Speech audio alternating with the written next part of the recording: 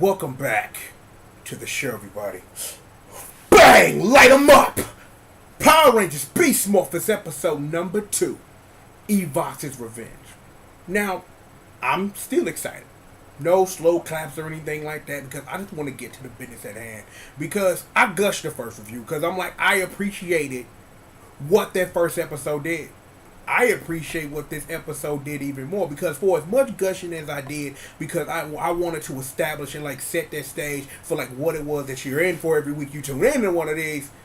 That's not exactly going to be it. And as I get comfortable, it's going to get more crazy around here. Believe me. Ask some regulars around here. They'll let you know. But regardless of that, in that review, the one thing that I got out a little bit, but that I didn't really get into were like my questions as to how the remainder of like what made Go Busters tick to be adapted into Beast Morphers. And this episode not only answered the question, but again, as a fan of Go Busters, it set it up in a way that made more sense than even Go Busters did because you had time to think about it and adapt it and do what it is. Now, as you probably watched, is that you see that the Rangers have weaknesses as they do what it is that they do. In Go Busters, it was just more or less written off as a every now and then plot device, whether that being comedic or serious, for your heroes to have some sort of weakness. You may be wondering, like, what's up with your boy Devin and dogs, right? In Go Busters, our boy Hiromu had a phobia of chickens, like afraid of chickens. I don't even know what the phobia name for being afraid for chickens is. We just gonna call it chickenophobia. We'll just do that just for the sake thereof. Somebody let me know in the comments. The thing though, that actually, regardless of what even people who sat through Go Busters and thought, that's not actually Hiromu's weakness. Hiromu's weakness is when he gets stressed out and it's getting too much for him, he freezes up. And it just so happens that when you are confronted with the thing that makes you weak, which is chickens, you get frazzled and you freeze up. I appreciate the show just was like, yo, because Evox was in the mix, this is why you have weaknesses. Because it was different in Go Busters the way that they framed it. But in this, it just sits up here and they just sit up here and just take the time to make it straight sense. That because of A, B is, right? So, again, we're talking about Devin and his phobia of dogs. It's because he has cheetah DNA running through it. I like that. That, yo, when Ravi sits up here and he using the power of that gorilla and it get too tough, he gonna go buck wild. And I'm like, I'm gonna tell you live, for anybody that hasn't watched Go Busters, some of the best moments in Go Busters when Ryuji went nuts. It was some of the best stuff and it made for great episodes, great plot development, and hopefully that they get around to adapting it somehow, especially when we talk about Ravi and Roxy, that they get into that, that's gonna be done. Here's the thing that I even appreciate even more, that I even appreciate even more now that I'm sitting up here thinking about it. When we sit up here and talk about Zoe and her weakness that she runs out of juice. When it came to Yoko's thing was when she ran out of juice, she kept a little piece of candy that she popped and it got her right back into it. Because this is the year 2019, we're trying to establish that kids need to eat healthy. Because Zoe has jackrabbit DNA flowing through her system. Whenever she takes a bite of a big old carrot, she right back to action. I appreciate that. I appreciate that because, again, Go Busters wasn't really clear on that. Like, to be honest, Go Busters wasn't as clear about that. But it was one more of those things that the show explained to you a little bit, and then it's your job as the person watching to fill in those blanks. And this, Evox jack things up, which is A. B, you have weaknesses, but you have these powers, though. In this, however, is probably one of the most important things in this episode. Establishing your status quo. Now, I talked about this in the last review, but we talking about establishing status quo as far as the leadership of this team. Devin stepped up At the same time, though, it was good that you had Ravi and you had Zoe sitting up here having that fight of, who gets to be the leader. Because you got Ravi that because, his mama running show, you would think that he is the most qualified to lead this team because he was actually trained. A point actually brought up by him in the episode.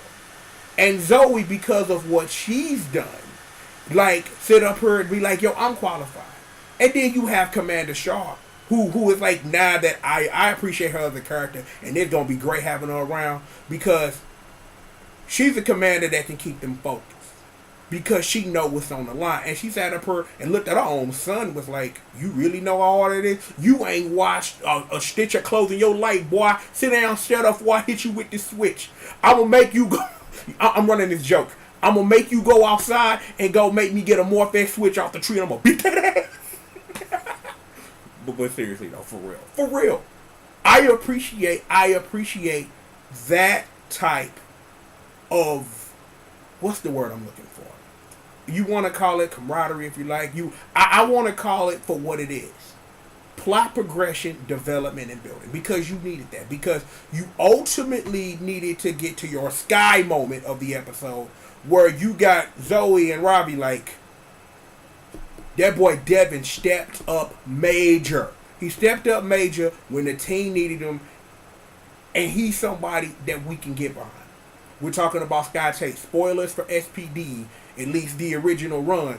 It took him quite a bit of episodes to not only respect Jack as his leader, but ultimately in learning to respect your leader, that he became a great leader himself, and is still being a great leader now, if canon is to be believed. So it is what it is with that, and I just wanted to just mention SPD for some reason. So let me have that.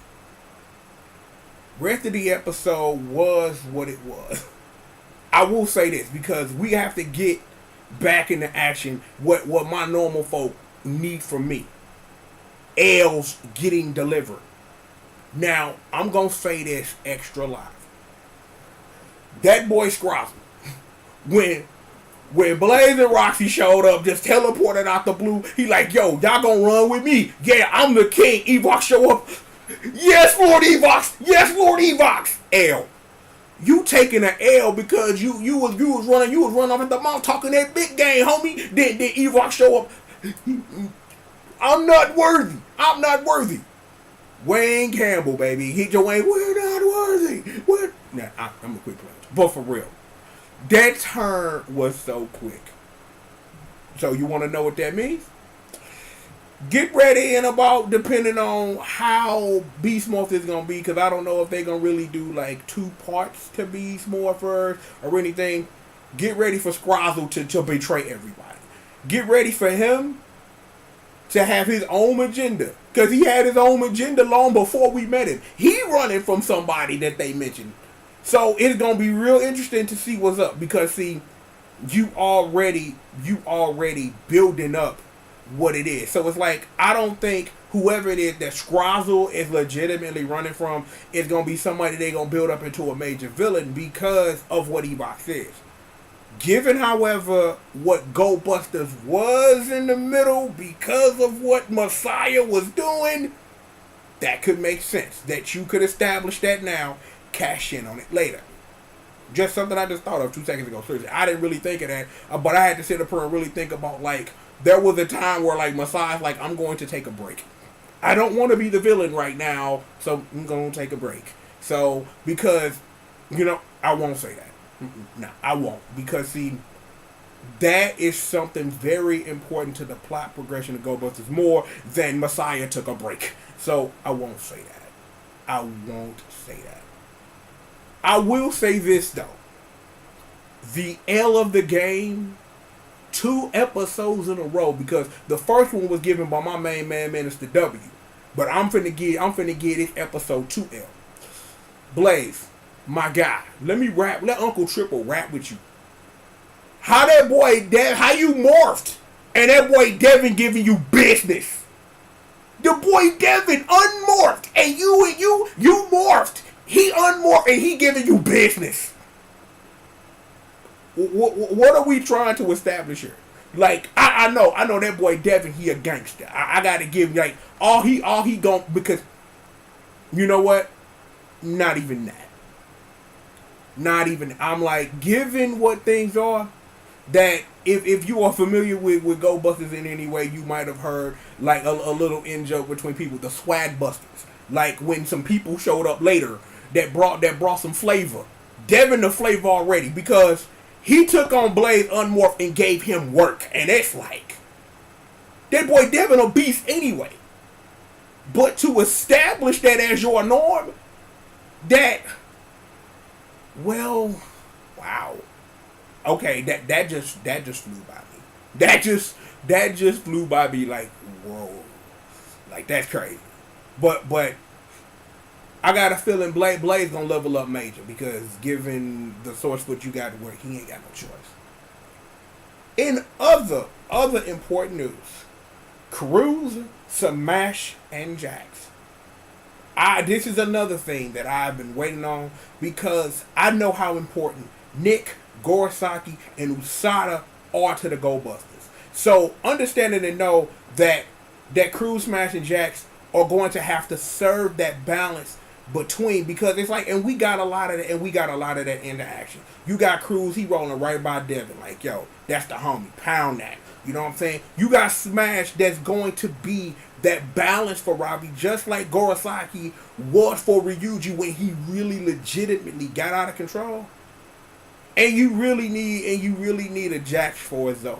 That's just comic relief. You need that for them. You know what I'm saying? Because Yoko and USADA's relationship was way different than that because the show, because Go Busters played it differently because Yoko and USADA knew each other forever, so they had that dynamic, and you had Gorosaki mothering over Ryuji because of plot stuff not here, and you always had, you know what I'm saying, Hiromu always had Nick around, but their dynamic changed as the show changed. As Hiromu grew as a leader, that changed, and it was important that they all had their own plot development. I don't know if Beast Morphers is legitimately going to get into plot development for Beast Bots. I don't know. I don't want to say that they will or they won't, but they have footage to do so if they really, really, really want to get into plot development for Beast Bots if they wanna do that. All right, for the first outing and everything, by establishing these status quo and these norms for what our show is going to be, the show did an excellent job, and I appreciate that. I would like to thank you for no. No, you thought it was over. No, we got one more thing in my uncle voice. One more thing. El God, I come to you in prayer right now as we give thanks to Betty Cakes, because Betty Cakes and little brother Betty Cakes, they say today she was looking all thick and everything while electrocuting herself, and also saving the Beast Morpher Rangers from catching them a massive L. So again, El God, we give thanks for Betty Cake and all that thickness. We stay winning, we pray. Amen. Amen. Amen. Hashtag Betty Cakes. Get that in your social media circles. Get that in your social media circles. My girl Betty showed up because she's Betty. And Betty gonna be putting in that work, so it is what it is. So my folk know what that's about. We had to take some prayer moments to thank the L God for all that thick goodness, because we taking the L because we can't get there. It just is what it is. Thank you. Regardless of that, we got more show for you. Sit back, relax, and stay tuned, man. I got the congregation with me, Bessie Janine. I'm in the building. You's in the building.